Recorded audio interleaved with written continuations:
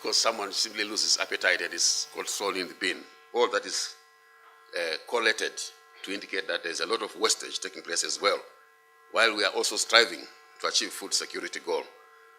Then, of course, the climate change is threatening to derail efforts to eradicate extreme poverty and hunger, which the international community has committed to during the 28 to 2030 under the Sustainable Development Goals. We are saying as we are striving to address food security, we are facing climate change. We need to adopt resilience measures and mechanisms to combat climate change. Drought, floods are some examples that we are facing now while we are trying to eradicate hunger. Natural resources are being degraded. That is another challenge we are facing. Unemployment continues to be an issue, particularly among the youth. When you have unemployment, it means you have more and more people who cannot buy food and who are not able to produce food. And yes, you're also losing the potential, especially among the youth who are very enterprising and who can also contribute to food production. Food insecurity is a major issue for many people and households in poor and developing countries. It is estimated that globally, 795 million people are undernourished, are even going to bed without food in many countries, including here the situation closer to home, issues of food insecurity in South Africa.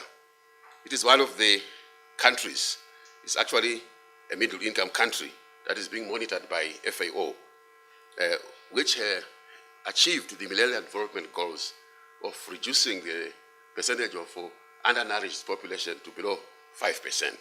That's one of the indicators that South Africa did achieve together with Ghana, the 11 countries in 2015 who made that achievement. So we continue to monitor now under the Sustainable Development Goals by 2030 how South Africa will have achieved the reduction of the percentage of people facing hunger. It has been currently experiencing the worst drought like the rest of the SADC region, exacerbated by the El Nino weather phenomena that has caused successive harvest failures and widespread livestock deaths. That is something that we are grappling with to see how FAO, SADC, and other global communities can support South Africa. The significance of South Africa is not only in terms of itself feeding population of South Africa, but it is a strategic hub for imports and exports into the rest of the region, and also the potential of migration in South Africa in search of jobs if the whole region suffers from hunger. A paradigm shift towards agriculture and food systems that are more resilient, more productive, and more sustainable is required for the country to continue with its good works towards achieving food security for all. We are working very closely with partners like Agricultural Research Council to introduce conservation agriculture, to support plant production policies for the country. We are introducing farmer field schools together with the Department of Agriculture.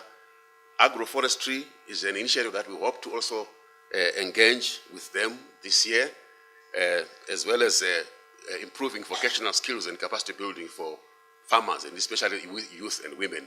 These are some of the areas that FAO is in discussion with government.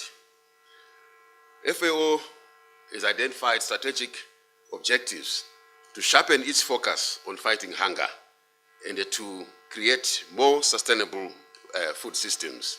This puts FAO in a stronger position to support particularly countries that are taking the lead in implementing the Sustainable Development Goals. You are aware that now, after the MDGs, we have Sustainable Development Goals which have replaced the Millennium Development Goals. Through its international expertise, FAO is also well positioned to assist broad regional international partnerships required to achieve zero hunger by 2030. We work very much with partnerships. We are in the process now, together with NEPAD, the new partnership for Africa's development, to introduce South-South cooperation, and Agricultural Research Council has been working with us as well. How can we capitalize on the centers of excellence that exist in South Africa, both among the private sector, civil society, and international partners, to mobilize the commitment to end hunger by 2025 in terms of the African vision, and globally 2030 Sustainable Development Goals. A lot of effort needs to be done to create the scenario where we will not be talking of hunger. So we have 5 strategic objectives that govern the work of FAO, in particular help eliminate hunger and malnutrition, make agriculture, forests, and fisheries more productive and sustainable.